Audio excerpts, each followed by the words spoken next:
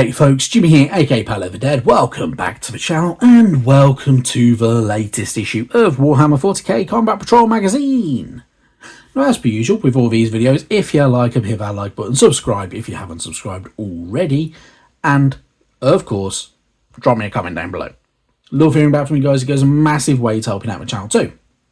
Now, this week, obviously, we are on issue number 50 of Good Old Combat Patrol magazine, leaving us with 40 issues left of this magazine's run. And we have some really good stuff to look forward to. But before that, of course, we have part 2 of our Orc Death Dread.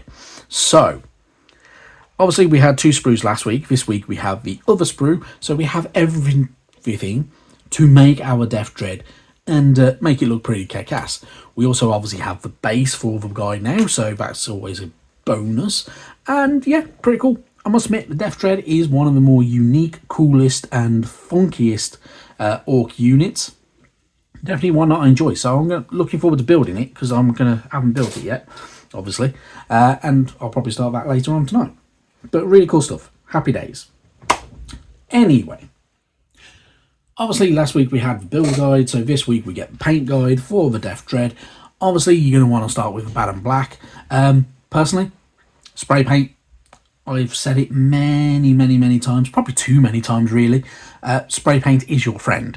Whether you're using a bad and black, whether you're using the matte black from Colourforge, whether you're using Army Painter spray paint, Halford spray paint, or anywhere like that, spray paint is your friend with anything. In terms of good old painting armies, personally, I'll definitely spray paint it. I will spray paint it now that we've got the Death Dread. As soon as it's built, he will be spray painted, probably before the end of this weekend, and away we go.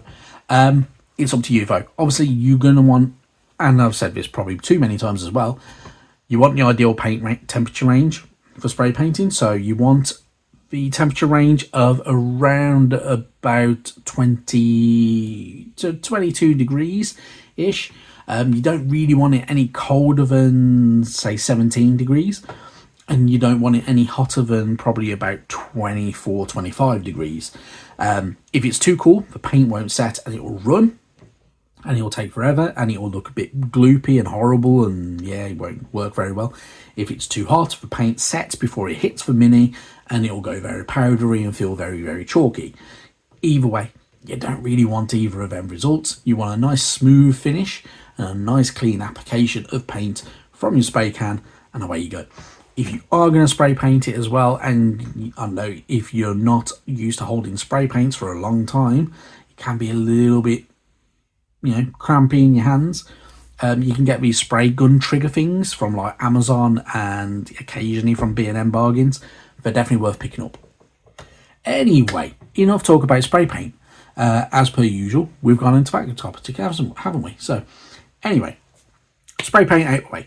A bad and black lead belcher is your friend with this one as well, because obviously it's metal, so there's lots of nice metal areas to paint up and have a little bit of fun with. You're going to want to change your water after using any metallics, because the metallics have little flakes in them, which gives them the metallic look, and you don't want these contaminating your other paints. If you're like me, you may use more than one paint pot and it's not as much of an issue.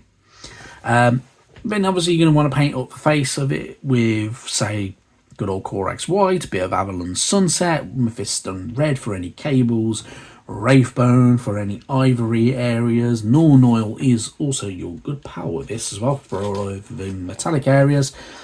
To get that brass effect, you're going to want a bit of Agrax Surfshade, which does work. It's it's a pretty decent little trick, and going over any Wraithbone and such like that as well works very well. So, following the guide does work pretty damn good. You can obviously change it how you want to change it.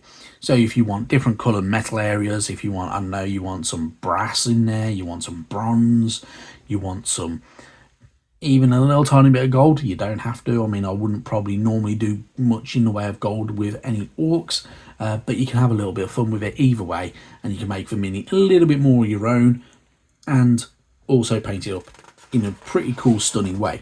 If you're following the guide, it does work very well. Yeah, there's nothing really wrong with it. Personally, I would do some little tweaks to metal areas to just separate it a little bit. I'd probably even paint that oil drum at the back a different colour, probably go, I don't know, red or yellow with it, just to break it up and make it look something that's slightly different, and it's a different point of interest in the mini. Obviously, when you're doing the base though, do the base the same way you've done your other orcs, so it fits in quite nicely with that guy, them guys, and away you go. So you can get a really good looking mini out of all of this very easily. So pretty cool stuff. Moving on from there though, we have more lore for the orcs, and obviously this is the last real issue for orc lore. So Orc Culture, obviously spelled with a K because orcs. Although some observers may pointedly describe orcs as being distinctly uncultured, they are actually have a complex identity and considerable range of interesting and unique cultural practices. All the orcs get their identities from different parts of society to which they belong. At the lowest level, each orc will be part of a warband. This may be as small as a few units or as large as a sizable army. All the warbands in any given area constitute a tribe. The tribe will be led by a war boss who has the authority and the biggest, choppiest chopper to impose shared goals and to send the tribe to war. Each tribe also belongs to a clan, and clans can span the entire galaxy, and members of a clan can share a cultural identity with each other, and this is particularly obvious in many of the known clans such as the Goths, the Blood Axe clan, and the Sneaky Snakebite clan, to name a few. So pretty cool stuff. And you can see this a little bit more with different other ones. So you'll have things like the Speed Freaks, which are very vehicle heavy style army. The Snakebite clan are more beast orientated. You can have Beast Snaggers as well. So they're pretty cool, pretty interesting. So if you want to get into orcs, there's a lot of variation from them. They're not as simple as they kind of look in the magazine sometimes, but there is some pretty cool stuff. Talking of the orcs as well, the pretty cool stuff about them, as I've mentioned it once or twice before, they are strange. Their beliefs work in a very different way. So things like their strange science, so some of their vehicles and weapons don't look like they should work, and it looks very ramshackle. In the hands of anybody else, these things don't work, or don't work as well as they do for orcs. However, in the hands of the orcs, these function absolutely brilliantly and purposely as intended. So it is believed that there may be some psychic connection between the vehicles and the orcs themselves, and it could be the power of belief. Because they believe it should work, it works. Could be. They also have a belief in colours. So red is the fastest colour. It is simply quick and sprightly, and yeah, very handy to be in the colour red if you need a little bit of speed. Yellow is for wealth, and it's the snazziest colour, and it's very used by the flash gits for showing off and boasting. Green is the best colour because obviously orcs are green, and you know, what other colour do you really need if not green? Blue is the lucky colour, and nobody wearing blue has ever complained of being killed by bad luck. And obviously then there is purple. There's no image for purple because it is sneaky. So, have you ever seen a purple orc? Do you believe so? Who knows? Anyway, pretty cool stuff. Talking about more lore, you get a bit of information about the Goths as well. So the Goths are one of the largest and most feared orc clans in the galaxy. They have a straightforward approach to war and are famous for wearing drab black clothes, as they consider anything more flamboyant to be mucking around or showing off. So, you get a bit of information about the Goths, who are, yeah, a little bit more of a paint scheme that we've been painting in the magazine. So if you've been painting the same way as this, you've got a Goth army, really. So, it is the way it is. Anywho, moving on from there, you get a bit more information about the Goth technology, Stormboys and the orkiest of orcs, and then we move on. So we has, I'm going to say it wrong, and I can guarantee I'm going to say it wrong, Gazkul Frake. I've probably said it wrong. If I have said it wrong, don't comment. I'm not interested. Anyway, he is one of the big warlords in Orc society. He is a war boss without equal, a fact for which his enemies are profoundly grateful, as his campaigns of unparalleled violence have laid waste to countless worlds. Gazkul Fracker, don't comment, was a lowly orc warrior until a major blow to the head granted him visions of conquest that he believed came directly from the orc gods. Inspired by what he saw, he raised a great war and began his infamous campaign against the world of Armageddon. So, there you go. A little bit of information about the mightiest and most well-known Orc War Boss in 40k. And you get some pretty cool bits and a bit more information about him as well, which is pretty damn cool, including his faithful banner Waver, Makari, who is a grot, and probably the luckiest grot who has ever existed. So, pretty cool stuff.